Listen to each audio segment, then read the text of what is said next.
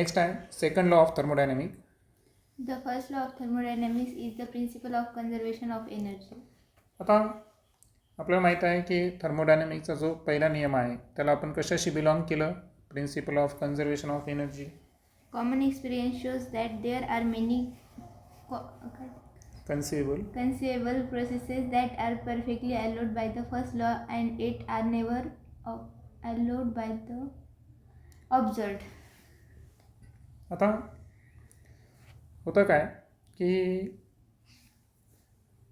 अशा बऱ्याचशा कन्व्हिसिबल प्रोसेस आहेत की ज्यामध्ये फर्स्ट लॉ जो आहे थर्मोडायनॅमिकचा, तर अशा काही काल्पनिक प्रोसेस आहेत की ज्यामध्ये फर्स्ट लॉ परफेक्टली ॲलो होतो, मात्र तसे काही ऑब्झर्वेशन आपल्याला दिसून येत नाही. जसं की example, For example, nobody has ever seen a book lying on a table jumping to a height by itself. हां, तर एखादं पुस्तक आहे ते टेबलावरून विशिष्ट हाईटला जम्प करत आहे असं कोणीच पाहिलेलं नाही. But such a thing would be possible if the principle of conservation of energy were the only restriction.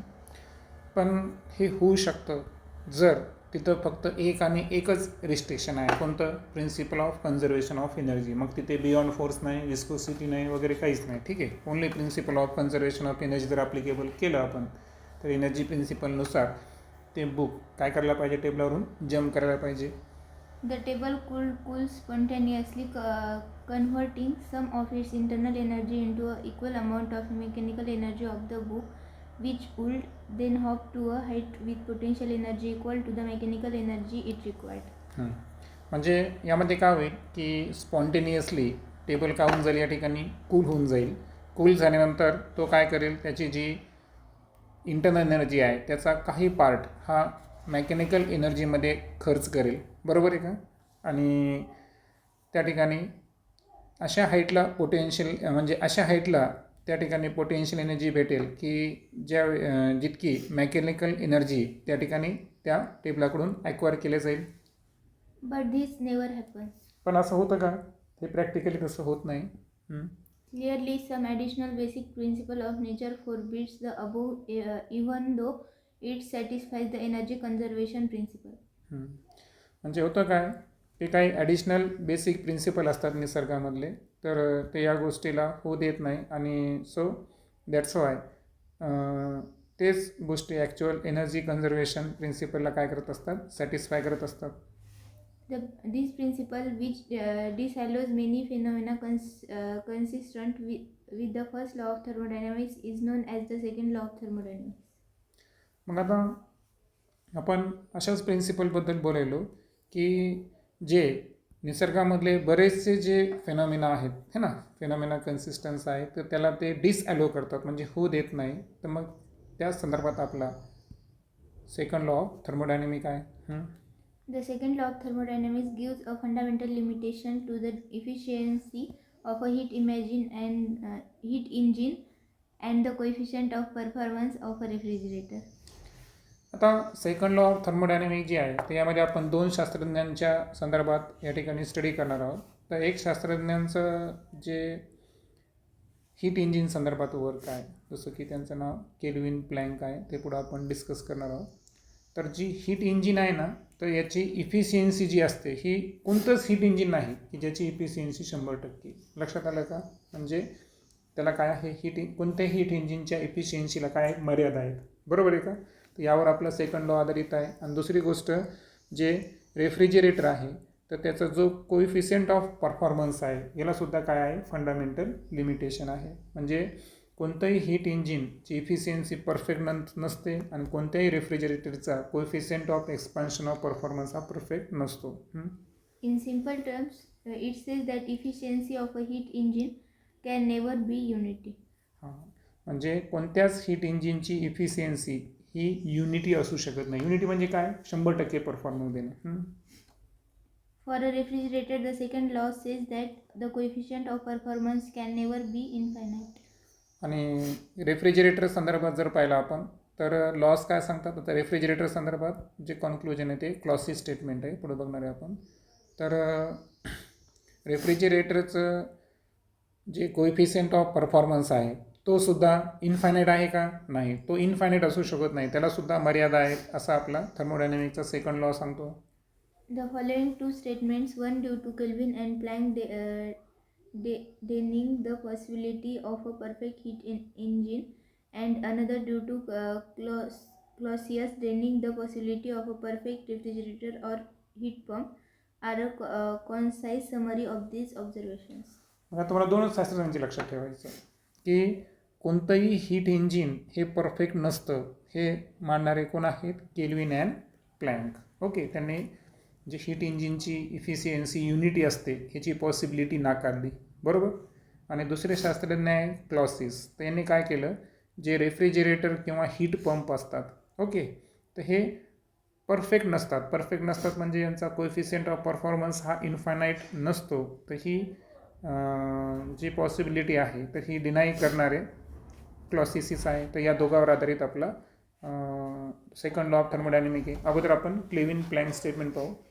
No process is possible whose sole result is the absorption of heat from a reservoir and the complete conversion of the heat into work. Kelvin Planck स्टेटमेंटनुसार अशी कोणतीच process नाही की ज्यामध्ये हीटचं ॲब्झॉर्वेशन झालं एखाद्या रिझर्व्हिअरकडून आणि त्यानं काय केलं की हीटचं कम्प्लीट रूपांतर कशामध्ये केलं? वर्कमध्ये केलं. याचा अर्थ अप्रत्यक्ष काय सांगायचं आहे की हीट इंजिनची इफिशियन्सी ही युनिटी असते का? नाही, त्याला लिमिटेशन आहे. हे स्टेटमेंट केल्विन प्लँकचं आहे. क्लॉसिसची statement, No process is possible whose sole result is the transfer of heat from a colder object to a hotter object. आणि क्लॉसिसची स्टेटमेंट जे आहे ते हीट पंप किंवा रेफ्रिजरेटर संदर्भात आपण पाहिलं होतं. तर त्यांनी काय म्हणलं की कोणती एक प्रोसेस ही एकटी असू शकत नाही की ज्याचा परिणाम जो आहे हीट जी आहे कोल्डर ऑब्जेक्टकडून हॉटर ऑब्जेक्टकडे काय व्हायली? ट्रान्सफर व्हायली. याचा अर्थ त्यांना अप्रत्यक्ष काय सांगायचा आहे की कोएफिशियंट ऑफ परफॉर्मन्स हा हीट पंप किंवा रेफ्रिजरेटरचा हा इन्फानाईट नसतोच.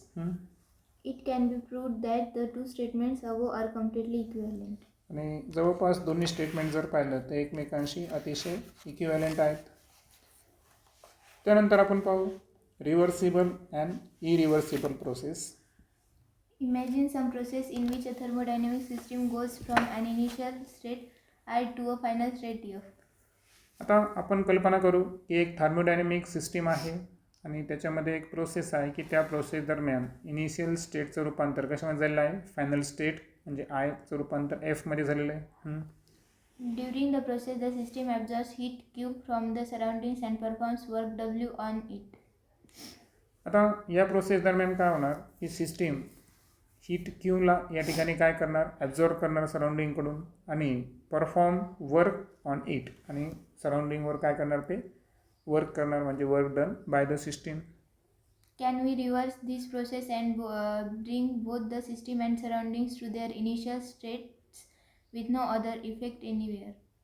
मग प्रश्न असा आहे की ही पूर्ण जी प्रोसेस आहे याला आपण रिव्हर्स करू शकतो का? आणि त्यानंतर सिस्टीम आणि सराउंडिंग जसे इनिशियल कंडिशनला होत्या तशा त्या इनिशियल स्टेटला आपण आणू शकतो का? तर आन्सर आहे नाही, बऱ्याच प्रोसेसमध्ये नसतं. Experience suggests that for most process in nature this is not possible. जे रिॲलिटीमध्ये जर पाहिलं तर जास्तीत जास्त अशा प्रोसेस आहे की ज्यांना आपण रिव्हर्स करू शकत नाही. The spontaneous process of nature are irreversible. म्हणजे याचा अर्थ जेवढा निसर्गामध्ये आपण जेवढ्या काही स्पॉन्टेनियस प्रोसेस पाहिल्या आहे ना, ज्या काही सातत्यानं घडणाऱ्या प्रोसेस आहेत तर या इरिव्हर्सिबल आहेत. Several examples can be seated. the base of a vessel on an oven is hotter than its other parts. When the vessel is removed, the heat is transferred from the base to the other parts, bringing the vessel to a uniform temperature, which in due course cools to the temperature of the surroundings. The process cannot be reversed. A part of the vessel will not get cooler spontaneously and warm up to the base. पहा, आता तुम्हाला experience आहे की आपण काय केलं, एक oven घेतला तर ओव्हन तिथं आपण एक वेसल घेतला आणि वेसलचं काय घेतलं या ठिकाणी? बेस. ओके, तर बेस जो आहे ना तर हा अदर पार्टपेक्षा कसा झाला या ठिकाणी? हॉटर झालं. आता वेसल आपण रिमूव्ह केलं किंवा आपल्या शेगडीचं उदाहरण घेऊ शकता तुम्ही. आपल्या शेगडीवर आपण एखादं भांडं ठेवलं तर त्याचा जो तळाचा भाग आहे तो जास्त हॉटर होतो आणि अदर जेव्हा आपण काढून ठेवलं बाजूला, काढून ठेवल्यावर काय होतं बरं, की जितकी त्याची उष्णता आहे तितकी उष्णता अगोदर कोणाची होती, सर्व पार्ट्सची होते, बरोबर आहे का. आता हे झालं. आता याच्या उलट आपण त्याला जर रिव्हर्स केलं तर असं हे शक्य आहे का, की जितकं त्याचं इनिशियली जी कंडिशन होती की त्याचा बेसचा भाग जास्त हॉट झाला होता, नंतर तो आपल्याला रिव्हर्स करता येईल का या ठिकाणी, नाही करता येणार, रिव्हर्स करताच येत नाही. सो इथं सांगितलं की जेव्हा वेसल रिमूव्ह केला तेव्हा त्याची जी बेसकडची हीट होती ही कुठं ट्रान्सफर झाली, अदर पार्ट्सकडे ट्रान्सफर झाली. त्यानंतर पूर्ण वेसल जे आहे हे कशामध्ये आलं, या ठिकाणी युनिफॉर्म टेम्परेचरमध्ये आलं, बरोबर आहे का. ओके.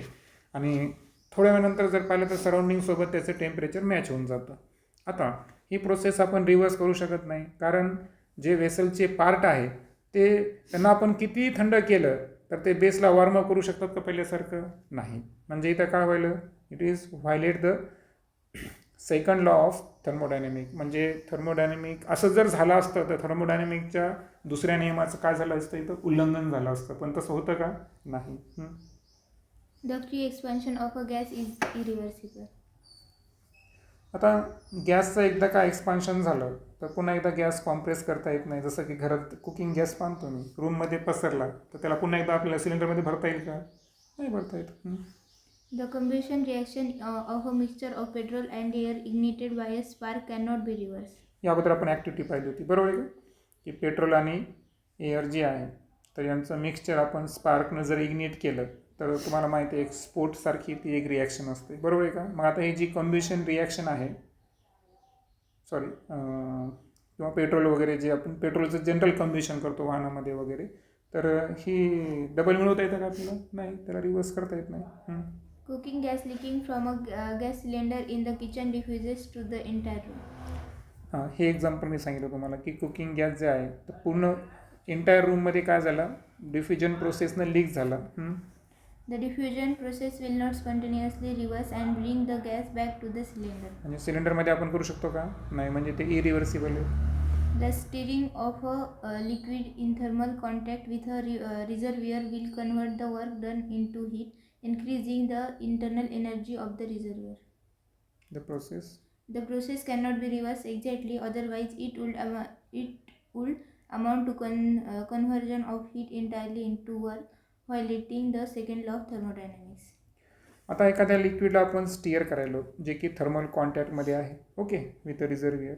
आता याच्यामध्ये काय होतं की वर्क डन हे कशामध्ये कन्वर्ट होतं, हीटमध्ये होतं, आणि रिझर्वियरची काय इन्क्रीज होते, इंटरनल एनर्जी कन्वर्ट होते. आता इंटरनल एनर्जी जी इन्क्रीज झालेली आहे त्याला आपण आता या ठिकाणी एक्झॅक्टली रिव्हर्स करू शकतो का, नाही. तसं जर आपण केलं म्हणजे याचा अर्थ आपण इथं वर्कचं रूपांतर हीटमध्ये केलं, पण हीटचं रूपांतर एंटायरली वर्कमध्ये करू शकतो का, नाही. तसं केलं तर हे सुद्धा काय व्हायलं, सेकंड लॉचं काय व्हायला या ठिकाणी उल्लंघन व्हायलं. Irreversibility is a rule rather an exception in nature. So irreversibility हा एक काय आहे, रूल आहे, ते नेचरचा एक्सेप्शन म्हणता येईल का त्याला, नाही.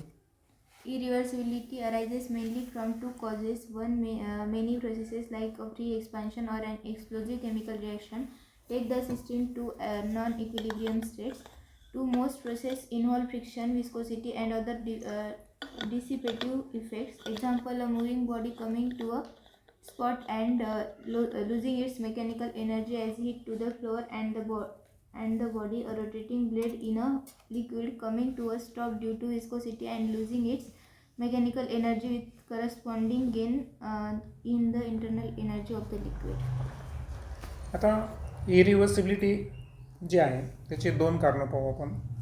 पहिलं कारण आहे की ज्या बऱ्याचशा प्रोसेस आहेत तर त्याच्यामुळं सिस्टीम ही कशामध्ये असते, नॉन इक्विलिब्रियम स्टेटमध्ये येते. जसं की एखादा गॅस आहे त्याचं फ्री एक्सपान्शन असेल, काही ठिकाणी एक्सप्लोजिव्ह केमिकल रिॲक्शन असतात, बरोबर आहे का. तर हे घडलं म्हणजे काय झालं बरं, सिस्टीम ही कशामध्ये येते, नॉन इक्विलिब्रियम स्टेटमध्ये येते. तर सिस्टीम नॉन इक्विलिब्रियम स्टेटमध्ये येणं हे इरिव्हर्सिबिलिटीचं पहिलं कारण झालं. दुसरं जर पाहिलं आपण तर यामध्ये बऱ्याचशा प्रोसेस इन्व्हॉल्व असतात की ज्याच्यामुळं काय होतं की जी सिस्टीम आहे ह्याचं मॅकॅनिकल एनर्जी जी आहे ना तर त्याचा लॉस होऊन त्याचं रूपांतर कशामध्ये होतं, वर्क हीटमध्ये होतं. जसं की इथं एक एक्झाम्पल सांगितलेलं आहे एक्झाम्पलच्या अगोदर बघू आपण की बऱ्याच वेळेस काही ठिकाणी घर्षण असतं है ना, फ्रिक्शन, विस्कोसिटी असतं किंवा काही डिसिपेटिव्ह इफेक्ट म्हणजे ज्यामध्ये एनर्जीचा काय होणार आहे, लॉस होणार आहे. जसं की पहा, एक मुव्हिंग बॉडी आहे, तर मुव्हिंग बॉडी जेव्हा स्टॉप व्हायला येते ना, तर अशा वेळेस काय होतं की त्याची मेकॅनिकल एनर्जीचा काही पार्ट हे कशामध्ये होतो, हीटमध्ये होतो, कारण त्याचं फ्लोअरसोबत फ्रिक्शन झालेलं असतं. बरोबर आहे का? मग याचा अर्थ काय झाला की हीटमध्ये काही अमाऊंट खर्च झालेला आहे. मग इथं काय व्हायला की रिव्हर्सिबलमध्ये ती अमाऊंट येणार आहे का डबल? नाही. दुसरं, लिक्विडमध्ये एक रोटेटिंग ब्लेड आहे समजा, पातळ आहे, आणि ते लिक्विडमध्ये काही वेळानंतर ते स्टॉप होतं, कारण लिक्विडची काय आहे, विस्कोसिटी, आणि त्यामुळे त्याची मेकॅनिकल एनर्जीचा लॉस होतो. मेकॅनिकल एनर्जीचा लॉस झाल्यामुळं लिक्विड काय करतो, या ठिकाणी स्वतःची इंटरनल एनर्जी काय करतो, इन्क्रीज करतो. ही सुद्धा आपल्याला रिव्हर्स घेता येत नाही. सो इरिव्हर्सिबिलिटीचे 2 कारणं लक्षात घ्या. पहिलं काय सांगितलं की जे बऱ्याच प्रोसेसमुळं सिस्टीम ही कशामध्ये येते, नॉन इक्विलिब्रियम स्टेटमध्ये येते. आणि दुसरं म्हणजे की मोस्ट ऑफ द प्रोसेसमध्ये फ्रिक्शन, विस्कोसिटी किंवा अदर डिसिपेटिव्ह फोर्समुळं बऱ्याच वेळेस एनर्जीचा काय होतो, या ठिकाणी लॉस होतो. अशी 2 कारणं आहेत. Since dissipative effects are present everywhere and can be minimized but not fully eliminated, most processes that we deal with are irreversible. आणि मला सांगा आता, विस्कोसिटी, फ्रिक्शन, बियॉन्सी यांना आपण, एअर ड्रॅगिंग यांना आपण रिमूव्ह करू शकतो का? यांना मिनिमम करू शकतो आपण, पण आता प्युअर व्हॅक्यूम कंडिशन केली तर आपलं जगणं शक्य नाही या ठिकाणी. म्हणजे याचा अर्थ काय झाला की डिसिपेटिव्ह इफेक्ट जे असतात तर हे कुठेही प्रेझेंट आहे, त्यांना आपण थोड्या प्रमाणात कमी करू शकतो, परंतु पूर्णपणे त्यांना आपण इलिमिनेट करू शकतो का? पूर्णपणे नष्ट करू शकत नाही. म्हणून लक्षात ठेवायचं, निसर्गामध्ये जास्तीत जास्त प्रोसेस या कोणत्या स्वरूपाच्या आहेत, इरिव्हर्सिबल आहेत. A thermodynamic process state I to state F is reversible if the process can be turned back such that both the system and the surroundings return to their original states with no other change anywhere else in the universe. आता एखादी thermodynamic process ही reversible होण्यासाठी काय आवश्यक आहे बरं? की ती process जी आहे तर यामध्ये सिस्टीम आणि सराउंडिंग या दोन्हीचा काय होणे आवश्यक आहे की त्यांच्या ओरिजिनल स्टेटला त्यांनी काय येणं आवश्यक आहे, रिटर्न येणे आवश्यक आहे. So if the process can be turn back, अशा पद्धतीने वापस व्हायला पाहिजे की सिस्टीम आणि सराउंडिंग हे त्यांच्या ओरिजिनल स्टेटला वापस यायला पाहिजे, आणि पूर्ण युनिवर्समध्ये दुसऱ्या कोणत्याही फॅक्टरमध्ये काय नाही व्हायला पाहिजे, चेंज नाही व्हायला पाहिजे. पण ते प्रॅक्टिकली शक्य आहे का? नाही. From the preceding discussion, a reversible process is an idealized notion. म्हणजे याचा अर्थ रिव्हर्सिबल प्रोसेस हे काय असू शकतं, फक्त काल्पनिक असू शकतं. A process is reversible only if it is quasi-static system in equilibrium with the surrounding at every stage and there are no dissipative effects. मग आता एखादी प्रोसेस रिव्हर्सिबल होण्यासाठी 2 गोष्टी महत्त्वाच्या आहेत. एक की ती प्रोसेस कोणत्या स्टेजमध्ये पाहिजे, क्वासिस्टेटिक पाहिजे. क्वासिस्टेटिक आपण या अगोदर पाहिलेलं आहे, ॲट व्हेरी स्लो रेटला जे या ठिकाणी काय होतं, एक्सचेंज होत असतं. बरोबर आहे का? म्हणजे सिस्टीम जी आहे ही कंटिन्युअसली प्रत्येक स्टेजला सराउंडिंगसोबत कशामध्ये असते, इक्विलिब्रियममध्ये असते, है ना. आणि दुसरं गोष्ट म्हणजे की नो डिसिपेटिव्ह इफेक्ट, म्हणजे जे आपण फ्रिक्शन, विस्कोसिटी, ड्रॅगिंग संदर्भात जे वर्क किंवा हीटचं डिसिपेशन है ना, ऊर्जा नष्ट वेस्ट होते ना, तर ते व्हायला नाही पाहिजे. तरच ती प्रोसेस काय या ठिकाणी रिव्हर्सिबल आहे. For example, a quasi-static isothermal expansion of an ideal gas in a cylinder fitted with a frictionless movable piston is a reversible process. मग आता रिव्हर्सिबल प्रोसेसचं एक्झाम्पल दाखवलं पाहिजे तुम्ही की क्वासिस्टेटिक आयसोथर्मल एक्सपान्शन आहे आयडियल गॅसचं. मग हे सिलेंडरमध्ये फिट आहे आणि पिस्टन कसं आहे, मूव्हेबल मात्र फ्रिक्शनलेस. म्हणजे तर फ्रिक्शन पण होऊ द्यायचं नाही, म्हणजे कोणतंच डिसिपेटिव्ह फोर्स येऊ द्यायचं नाही. आणि अशा वेळेस जे काय म्हणू आपण त्याला, पिस्टन आहे, तो पिस्टनमध्ये गॅसचं जर आपण आयसोथर्मल कंडिशनमध्ये क्वासिस्टेटिक एक्सपान्शन जर केलं तर निश्चितच ती आयडियलाइज सिच्युएशनमध्ये ती प्रोसेस काय होऊ शकते, रिव्हर्सिबल होऊ शकते. Why is reversibility such a basic concept in thermodynamics? म्हणजे सेकंड लॉ ऑफ थर्मोडायनॅमिक्समध्ये काय शिकलो आपण की बेसिक कन्सेप्ट काय आहे, रिव्हर्सिबिलिटी. As we have seen, one of the concerns of thermodynamics is the efficiency with which heat can be converted into work. आता थर्मोडायनॅमिकमध्ये आपण efficiency हा जो वर्ड आहे हा कशाशी रिलेटेड करला की हीट जी आहे त्याचं कन्वर्जन आपल्याला कशामध्ये व्हायला पाहिजे 100% वर्कमध्ये व्हायला पाहिजे. The second law of thermodynamics rules out the possibility of a perfect heat engine with 100% efficiency. पण सेकंड लॉ ऑफ थर्मोडायनॅमिक काय सांगतो की कोणतंच हीट इंजिन हे परफेक्ट नसतं, म्हणजे तो 100% इफिशियन्सी देणार का? नाही. But what is the highest efficiency possible for a heat engine working between two reservoirs at temperatures T1 and T2? मग आता ठीक आहे, तुम्हाला माहिती आहे ना परफेक्टली ब्लॅक बॉडी कोणती नसते, पण एक तरी बॉडी असेल की ज्याला आपण परफेक्ट ब्लॅक बॉडी कन्सिडर करणार आणि बाकीची तुलना त्याच्यासोबत करणार. तसं कोणतंच हीट इंजिन परफेक्ट नाही, पण असं एक हीट इंजिन की जे T1 आणि T2 या 2 टेम्परेचर रेंजच्या दरम्यान कार्य करणार आणि इफिशियन्सी जरी 100% नसेल पण त्याची हायेस्ट इफिशियन्सी पॉसिबल आपल्याला कॅल्क्युलेट करायची आहे. It turns out that a heat engine based on idealized reversible processes achieves the highest efficiency possible. हां, म्हणजे याचा अर्थ काय होतो की असं एक हीट इंजिन असू शकतं, जसं की आपल्याला उद्या कॅरनॉट इंजिनमध्ये बघायचंच आहे संध्याकाळी. तर हीट इंजिन जर आयडियलाइज रिव्हर्सिबल प्रोसेसवर आधारित असेल तर निश्चितच या ठिकाणी तो काय देणार, हायेस्ट इफिशियन्सी देणार. All other engines involving irreversibility in any way, as would be the case for practical engines, have lower than this limiting efficiency. मग आता हे हायेस्ट इफिशियन्सीवाला जो हीट इंजिन आहे त्याला आपण आता काय करलो या ठिकाणी त्याची इफिशियन्सी सर्वात जास्त कन्सिडर करणार आपण हायेस्ट इफिशियन्सी. मग याच्यानंतर आपण कितीही प्रॅक्टिकल इंजिन्स तयार करू दे, बरोबर आहे का, त्यामध्ये काय असणार, ऑल अदर इंजिन्स जे आहे तर त्यामध्ये इरिव्हर्सिबिलिटी असणार आणि त्याच्यामुळं त्याची जी इफिशियन्सी असेल तर लिमिटिंग इफिशियन्सीपेक्षा कमीच पाहिजे. म्हणजे आपण जे जसं आता एक्झाम्पल कॅरनॉट इंजिन घेणार तर याच्यापेक्षा इफिशियन्सी कमीच असणार मग जगातलं कोणतं इंजिन असू द्या, कारण त्याच्यामध्ये इरिव्हर्सिबिलिटी जी आहे तर त्यामुळं त्याचं इफिशियन्सी ही लिमिटिंग इफिशियन्सीपेक्षा कमीच असणार. कॅरनॉट इंजिन आपण इव्हनिंगला डिस्कस करू.